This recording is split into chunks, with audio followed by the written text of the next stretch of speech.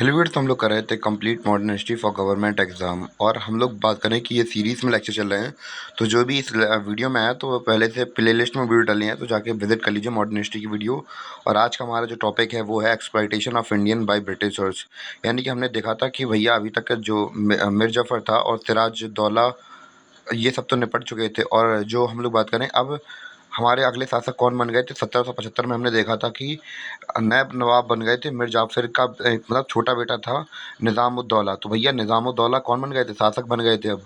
तो अब ये छोटा सा बच्चा था और ये अब राज कर रहा था बंगाल पे।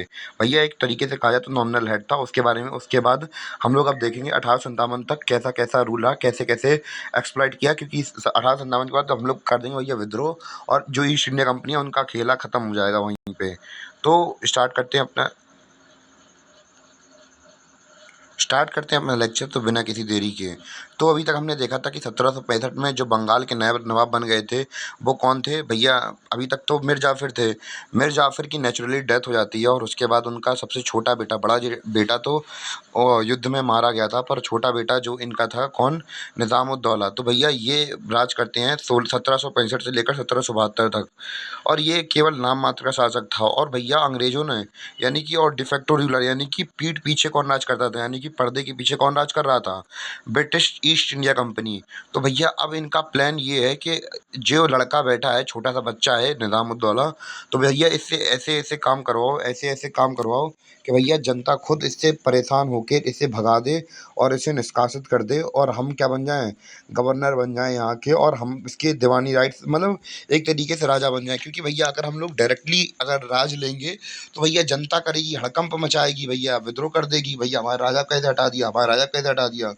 भले ही चाहे इन्होंने इतनी बड़ी बड़ी वॉर लड़ ली हो भैया, अब अगर तुम किसी राज के ऊपर राज कर रहे हो, उसकी जनता ही तुम्हारे खिलाफ हो, तो आप ज़्यादा दिन तक राज नहीं कर पाएंगे। तो ये सीन था। अब अंग्रेज भैया तो इस छोटे से लड़के से ऐसी ऐसी पॉलिसीज़ बनवाई, ऐसी ऐसी पॉलिसीज़ बनवाई, इतने हैवी टैक्सेशन कराए जो मतलब जनता के ऊपर। आम जनता सोच रही है यार, यार जी यार, महाराज तो वहाँ पहले ठीक ठाक थे, अब इनका लड़का है 16-17 साल का, इससे भैया इससे हम लोगों से क्या प्रॉब्लम हो गई, इतना भयंकर टैक्स लगा रहा है यार ये। अब उन्हें थोड़ा ना पता कि British India company defect ruler बन के उससे जबरदस्ती ये काम करवा रही है।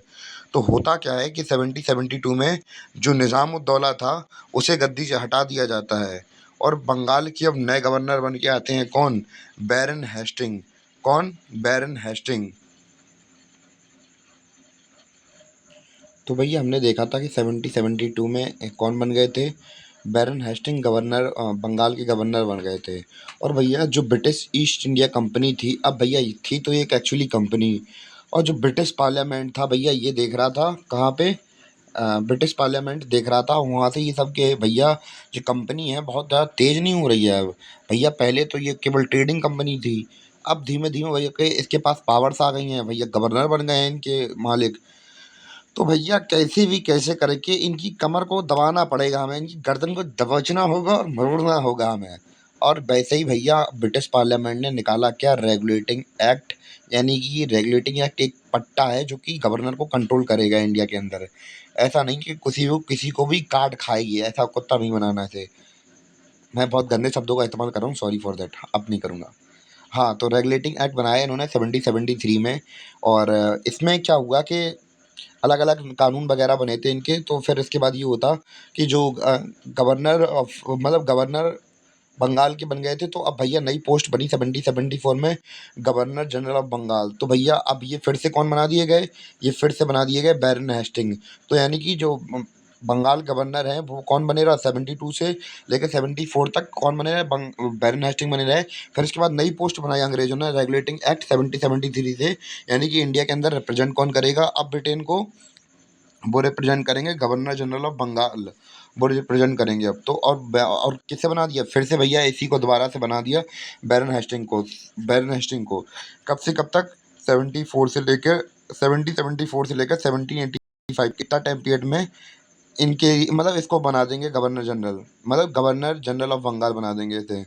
अब हम लोग बात करेंगे कि इन्होंने बड़े लंबे समय तक, अब भैया हमें पता है कि 1774 से लेकर 1857 तक ये हमें बुरी तरीके से प्रताड़ित करने वाले हैं। हर चीज़ में लूटेंगे, मारा काटी, ऊपर नीचे दाएँ बाएँ, जहाँ जहाँ से इनका फ़ायदा दिखेगा इन्हें, वहाँ वहाँ से हमें लूटेंगे। तो कैसे कैसे लूटेंगे, कैसे कैसे इन्होंने एक्सप्लॉइट किया, हम आज अब उसके बारे में बात करेंगे। तो इन्होंने हमें पॉलिटिकली, राजनैतिक तौर पर, सोशली यानी कि सामाजिक तौर पर, रीजनली रिलीजनली यानी कि धार्मिक तौर पर, मिलिट्री मतलब शासन की दृष्टि से, यानी सैन्य की दृष्टि सॉरी, और इकोनॉमिकली यानी कि हमारी आर्थिक दृष्टि से हमें कैसे कैसे लूटा। तो भैया ये अपनी अलग अलग नीतियाँ लाएंगे और कैसे कैसे हमारे साथ भेदभाव करेंगे, और उसका गुस्सा फूट के निकलेगा किस में, 1857 की क्रांति में सारा गुस्सा निकलेगा अंग्रेजों के ऊपर, और इन्हें मारा जाएगा, कूटा जाएगा, तोड़ा जाएगा, सब कुछ किया जाएगा। तो अब हम लोग चलते हैं सबसे पहले अपने पॉलिटिकल कॉजेज़ के बारे में, कौन-कौन सी पॉलिसीज़ लाए और इनको डिटेल समझते हैं। सबसे पहले हम लोग डिस्कस करेंगे, ये लोग लाए थे सब्सिडियरी अलायंसेस। तो सब्सिडियरी अलायंस लाए थे ये 1798 के अंदर। दूसरी पॉलिसी लाए थे ये डॉक्ट्रिन ऑफ लैप्स, जो कि हम लोग बात कर रहे हैं पॉलिटिकली कैसे इन्होंने एक्सप्लॉइट किया हमें। दूसरी लाए थे कौन सी, डॉक्ट्रिन ऑफ लैप्स, कब लाए थे, 1848 में। तीसरी लाए थे डिस्क्रिमिनेशन जुडिशरी के अंदर, हम लोग इंडियंस और ब्रिटिशर्स के बीच में देख रहे हैं। तो भैया डॉक्ट्राइन लैप्स तो आपको पता होगी कि ये झांसी की रानी वगैरह किसी का मतलब खुद का बेटा नहीं है, यानी कि गोद लिया बेटा है, तो भैया इनका साम्राज्य पूरा पूरा अंग्रेजों के अंडर में चला जाएगा। सोशियो रिलीजियस पॉलिसीज कैसी थी भैया, पहले तो कर रहे हैं रेशियल डिस्क्रिमिनेशन, यानी कि हमारी प्रजाति के खिलाफ मतलब डिस्क्रिमिनेशन कर रहे हैं, भेदभाव कर रहे हैं। तो भैया हमारा हाथ काला है, हम गोरे हैं, तुम काले हो, हमें तुम बिल्कुल सब नहीं हो, गधे हो, खच्चर हो, उल्टी सीधी बातें कर रहे थे हमारे बारे में। और दूसरी चीज़ क्या थी, सोशल और रिलीजियस हमारी जो प्रथाएं थी उसमें इंटरफेयर कर रहे हैं। और तीसरी चीज़ है कि भैया जो क्रिश्चियनिटी है वो हमारे ऊपर मतलब थोपने की कोशिश कर रहे हैं कि कैसे भी करके जो इंडियंस है वो क्या बन जाए, क्रिश्चियंस बन जाए। तो भैया क्रिश्चियंस के ऊपर राज करना वो इतना कोई दिक्कत नहीं होगा, क्रिश्चियंस हो गए तो क्रिश्चियंस की पॉलिसीज को लेकर कोई अपोज नहीं करेगा। तीसरी है मिलिट्री की दृष्टि से, यानी कि मतलब सेना में बहुत हम लोग बात करें अप्रोक्स 3-4, अगर मान से तो अगर 2 लाख 3 लाख की सेना है, 3 लाख में से 2 लाख तो हमारे इंडियन सिपाही होंगे, उनके साथ कितना बुरा बर्ताव किया जाए, मारा मतलब उनके साथ गालियाँ गलौज की जाएंगी, अच्छे तरीके से बात नहीं किया जाएगा, अलाउंसेस को लेकर, पेंशन को लेकर, और बाहर पोस्टिंग हो रही है उसको लेकर अलग अलग तरीके से उनको एक्सप्लॉइट किया जाएगा। और चौथे तौर पर हम लोग देखते हैं इकोनॉमिकली कैसे हमें लूटा। तो भैया हमने देखा था अलग अलग जगह के इन्हें रेवेन्यू मतलब टैक्स कलेक्शन के राइट्स मिल गए थे, तो इन्होंने हैवी टैक्सेस वगैरह इम्पोज करना स्टार्ट कर दिया। दूसरा ये था कि रेवेन्यू कलेक्शन भैया सिस्टम से एक्सप्लॉइट कर दिया इन्होंने पूरा पूरा। और तीसरी चीज़ थी जो हमारी कॉटेज इंडस्ट्री थी, जो कि आपको पता है कि पूरे वर्ल्ड में, पूरी दुनिया भर में इंडिया की कॉटन की मांग थी किसी समय पर। इंडिया ग्लोबल का 33% पैसा उठाता था, और बाद में वो कितना कर दिया, 3% पे भी नहीं छोड़ा इन्होंने, इतना लूटा अंग्रेजों ने इंडिया को, इतना लूटा कि बहुत ज़्यादा लूट लिया। तो बस हमारा चैप्टर यहीं पे ख़त्म होता है, और हम लोग इन सब चीज़ों के बारे में अपने अगले लेक्चर के अंदर डिस्कस करेंगे कि कैसे कैसे उन्होंने, जैसे कि मैंने पॉलिटिकल आपको बता दिए कि भैया सब्सिडरी अलायंस क्या थी, डॉक्ट्राइन ऑफ लैप्स की, तो इनको डिटेल में समझेंगे अपने आगे वाले लेक्चर में। तो थोड़ा रिवाइज कर लेते हैं कि क्या क्या था, क्या क्या नहीं था।